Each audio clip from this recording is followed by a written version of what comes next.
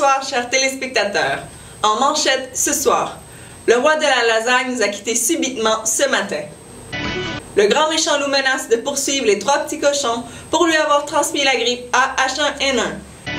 Le gouvernement a l'intention de bannir les bagnoles de la circulation en raison des importantes émissions de CO2 qu'elles génèrent.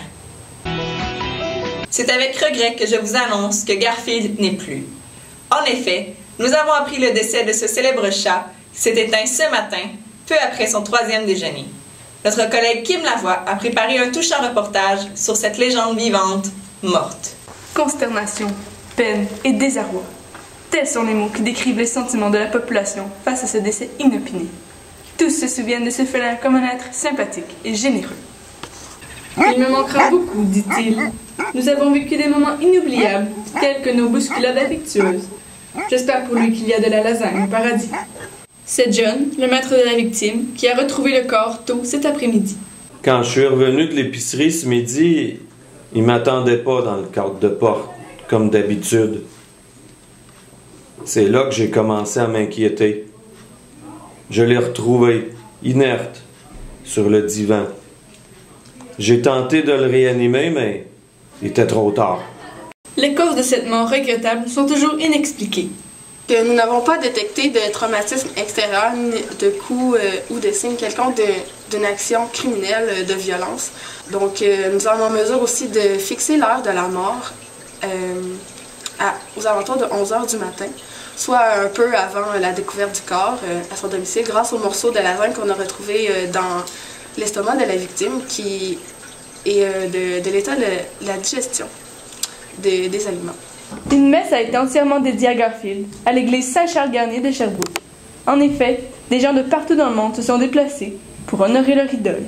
Il va vraiment nous manquer. Ah, Coco. Ouais, c'était ton idole, hein? C'était son idole. Pauvre Coco. Ouais. Ironie du sort, Garfield sera mort un lundi, soit le jour de la semaine qu'il détestait le plus. Kim Lavoie, Radio-Canada. Allons maintenant la rejoindre sur place. Kim, l'ambiance est assez peu enthousiaste, n'est-ce pas? Oui, effectivement, Cléo. La joie n'est pas au rendez-vous ici. Je suis présentement devant la maison du défunt, en compagnie de Muriel, sa voisine. Allons écouter ce qu'elle a à nous dire. Ce chat-là, c'était vraiment un bon chat.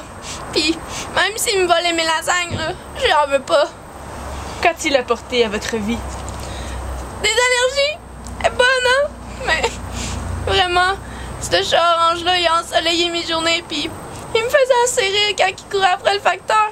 Il était essoufflé au bout de 2 minutes. Mais, il va réellement me manquer. Nous sommes derrière vous, Francine.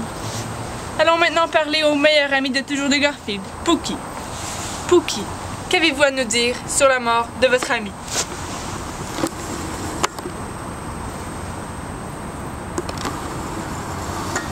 L'émotion le laisse sans voix. Garfield aura laissé sa marque dans le cœur de tous. Kim Lavoie, Radio-Canada, Montréal. Parlons maintenant du grand méchant loup.